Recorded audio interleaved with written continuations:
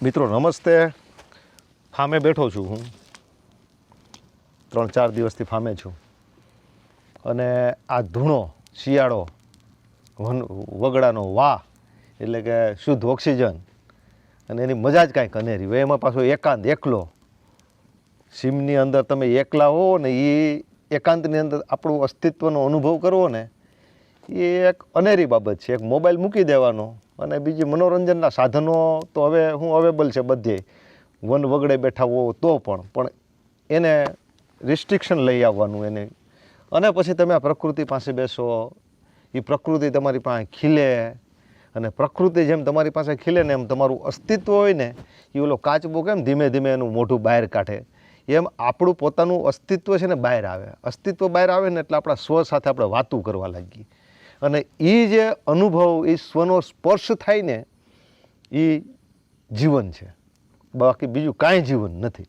સુખ કહીએ ને, સુખ એ આ સુખ છે જેને આનંદ કહીએ, જેનો કોઈ વિરોધી નથી. એ આનંદ આ ક્ષણો છે. એટલે આ ધૂણો છે ને એ 2011માં મેં બનાવેલો, એટલે લગભગ એને 12-13-14 વર્ષ થયા છે. 14 વર્ષથી આ ધૂણે આ ફામે હોવો એટલે મારું પ્રિય સ્થળ છે. અહીંયા હું બેઠો, કોથરો પાથરો હોય નીચે, અને ક્યારેક ક્યારેક સવારો કરેલી છે મેં આ ધૂણે. અહીંયા મજા આવે છે એની પાછળનું કારણ હું સમજવા જેવી થોડીક વાત કરું હું. આપણો આ દેહ છે ને પંચમહાભૂતનો બનેલો છે. પંચમહાભૂત એટલે અગ્નિ, વાયુ, જલ, પૃથ્વી અને આકાશ. આ 5 મહાભૂતથી આપણો આ દેહ બનેલો છે. અને આ દેહની અંદર આપણું ક્યાંક મન વસે છે. અને આ મન છે ને એના કારણે આપણે મનુષ્ય છીએ. આ મનના કારણે આપણે હસીએ છીએ, રડીએ છીએ. આ મન છે ને, મન એ જ આપણું મુખ્ય, આપણું જે વૈભવ કહીએ એ છે. મન મૂડ વગરનું હોય તો જીવનમાં ક્યાંય ન મજા. અને મન સ્ફૂર્તિલું હોય, ચૈતન્ય હોય, ઉત્સાહ હોય. તમે જોજો, ત્યારે તમે ડ્રાઇવિંગ કરતા હશો ને તોય પરફેક્ટ ડ્રાઇવિંગ થશે. અને મન ક્યાંક ખિન્ન હોય ત્યારે તમે ડ્રાઇવિંગ કરતા હશો ને તોય તમને તમારી જાત ઉપર વિશ્વાસ નહીં હોય. એટલે મિત્રો, આ મનને જો તમારે ખરેખર ડિપ્રેશનમાં આવી જાય ને, હેનરી થોરોએ કીધું છે કે તમે ડિપ્રેશનમાં આવો ને ત્યારે પ્રકૃતિના ખોળે જઈને બેસજો. એનું કારણ શું છે કે આ પ્રકૃતિમાંથી આપણે આવેલા છીએ. આ પ્રકૃતિ સાથે આપણું ગાઢ સખપણ છે. પ્રકૃતિ એટલે બસ નેચર, નદી, નાળા, ઝરણા, વૃક્ષ, વનસ્પતિ, પક્ષી, પશુ, આ બધું જ વન વગડાનો વાહ, આ પ્રકૃતિ છે. આ પ્રકૃતિમાંથી આપણે આવેલા છીએ. ભલે અત્યારે આપણે નગરોમાં અને મહેલોમાં રહીએ છીએ, એર કન્ડિશનમાં રહીએ છીએ, અને અઢળક ભૌતિક સંપત્તિનો ઉપયોગ ભલે આપણે કરતા હોઈએ, પણ આપણો આ મનુષ્ય, આ માનવ, આ સૃષ્ટિ ઉપર પગ મૂક્યો ને ત્યાંથી આજ સુધીના સમયને 24 કલાકમાં વણી લઈને તો 23 કલાક અને 59 મિનિટ સુધી આપણે વન વગડે હતા, પ્રકૃતિમાં હતા. છેલ્લી મિનિટમાં આપણે આ નગરો તરફ, આ શહેરોમાં આવેલા છીએ. એટલે આની સાથે આપણો ગાઢ સખપણ છે, જૂનું સખપણ છે. આ પંચમહાભૂતનો દેહ બનેલો છે. પંચમહાભૂતમાં એક અગ્નિ આવે. તમે જોજો, તમારું મન છે ને તકલીફમાં હોય ને ત્યારે તમે અગ્નિ પાસે બેસજો. અગ્નિ તમને રસ્તો બતાવશે. એકલા તમે એક અગ્નિ નથી અને મારે એકલા સવાર કરવી નહીં થાય, પણ આ અગ્નિ હશે ને તો સવાર કરી દઈશ. વાહુપું કરતાં કરતાં ખેડૂતો છે ને ધૂણો કરે. એ ધૂણો એનો હથવારો છે. આ દેવતા છે, મૂર્ત દેવતા છે.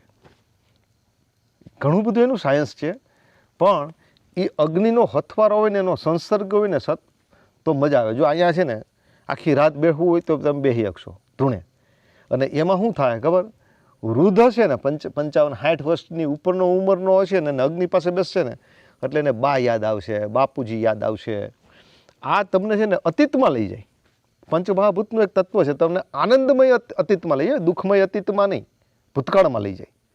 મોટી ઉંમરના વૃદ્ધ લોકો છે એ અગ્નિ પાસે બેસે ત્યારે અતીતમાં જાય.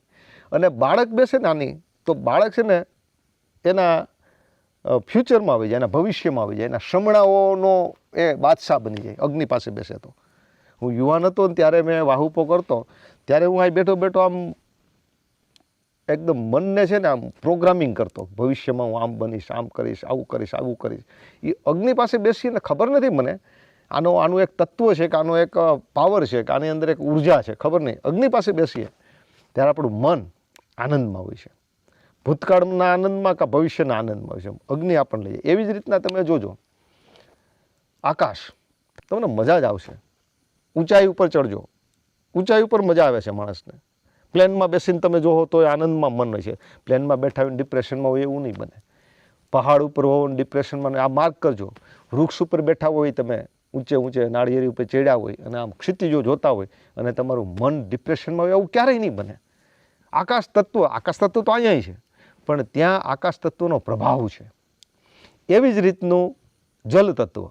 તમે પાણીને જોજો. પાણી માણસને ગાંડો કરે, ખબર આપણને પાણીમાં તણાઈ ગયા હોય, નાવા પડ્યા હોય, મસ્તીએ ચડી જાય તણાઈ જાય. એ પાણીનું છે ને એક પાવર છે, એ ખેંચે.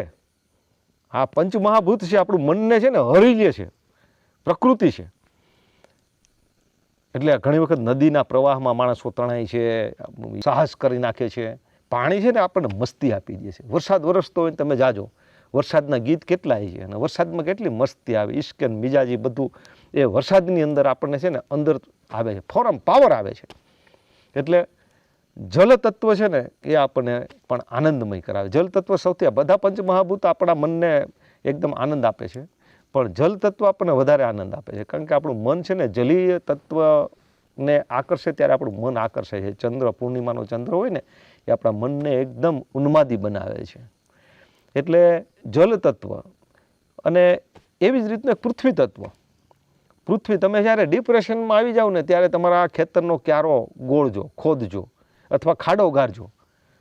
ગમે એમ કરીને તમે માટીના સંપર્કમાં આવજો, તમને મજા આવી જાય. બાળક હોય નેચરલ હોય છે, નિસર્ગ બાળકની અંદર સૌથી વધારે હોય, એકદમ નેચરલ હોય છે બાળક, નિર્દોષ હોય છે. તમે જોજો બાળક સૌથી વધારે આનંદ ક્યાં અનુભવે છે ખબર? ગારો વીખવામાં, ધૂળ માટીને અડવામાં. એટલે એ નેચર છે, એ પંચમહાભૂતનું એક તત્વ છે. હવે તો આપણે બધા છે ને 7મે 8મે 11મે 30મે માળે હુવા માંડ્યા છીએ, ધરતીથી ખૂબ દૂર વહી ગયા, પ્રકૃતિથી આપણે વસૂટી ગયા છીએ. બાકી તમને છે ને એમ લાગે ને કે ખૂબ મુશ્કેલીથી ઘેરાઈ ગયો છે ને મજા ક્યાંય નથી આવતી, ત્યારે કોઈ વાહુપું કરતો ખેડૂત હોય ને એના ભેગા જાજો અને ખેતરમાં આવી રીતનું પાથરીને એક રાત હુઈ આવજો. એ તમને છે ને મોટામાં મોટું એક તમને છે ને એ તમારું ઓસડ બની જાય. તમારો આનંદ સવારે ઉઠીને તમે જોજો, ફિલિંગ કરજો. તમે મકાનમાં સૂતા હોય, ઉપલા માળે સૂતા હો અને ધરતીનો સ્પર્શ થાય એવી રીતે, ભલે પાયથરું હોય બધું જ હોય, પણ એને ઓઢીને તમે ત્યાં સૂજો અને સવારે ઉઠીને તમારી જાતનું ફિલિંગ કરજો. મિત્રો, તમે સ્કેન થઈ ગયેલા લાગશો. તમારા જીવનના વ્યાધિ આદિ અને જે બધી ઉપાધિઓ હોય ને એ બધી આમ ક્યાંક દૂર દૂર જતી રહી હશે એવું સવારે તમને ફિલિંગ થશે. એવી રીતનું વાયુ, માનો કે વાયુ એટલે પવન તમે છે ને આમ ક્યાંક ખૂબ વાવાઝોડું હશે, ભલે વાવાઝોડું કોઈને ગમે નહીં, પણ વાવાઝોડા ભલે તમારા ઘરના નળિયા ઉડતા હોય પણ અંદરથી એક ઉન્માદ આવતો હોય. પવન જેમ આવે ને એમ શિયાળા નવેમ્બર ડિસેમ્બરનો આમ પવન ફૂંકાતો હોય, ઝાડવા આમથી આમ હલતા હોય, શોર બકોર કરતા હોય ઝાડવાઓ, એનો આનંદ કેવડો જબરો હોય છે. એ તમારા મનને છે ને હળી લે છે. એવા સમયની અંદર તમે છે ને તમારી જીવનની આધિ વ્યાધિ ઉપાધિઓ બધી ભૂલી જાય છે. મિત્રો, એટલે છે ને આ જે પંચમહાભૂતના તત્વો છે ને એની સાથે આપણો સંબંધ છે. અને હંમેશા મહિનામાં એકાદી વખત ક્યાંક માટી વીખવી જોઈએ, ક્યાંક આકાશ આંબવા માટે કોઈ પહાડ ચડવો જોઈએ, મહિનામાં એકાદી વખત ક્યાંક નદીએ નાહવા જવું જોઈએ, સરસ મજાનું મન મૂકીને નાહવું જોઈએ. મહિનામાં એકાદી વખત આવા અગ્નિના કુંડ પાસે ધૂણો ધખાવીને અને રાત પસાર કરવી જોઈએ. મહિનામાં એકાદી વખત આપણા ખેતરનો ક્યારો આપણે નીંદઆવવો જોઈએ. મિત્રો, ગમે એવા ડિપ્રેશનમાં હશું ને તો એ બહાર આવી જાવ. આ પ્રકૃતિ સાથેનો આપણો સંસર્ગ, આપણો નાતો તૂટી ગયો છે. આ પ્રકૃતિમાંથી આપણે આવ્યા છીએ.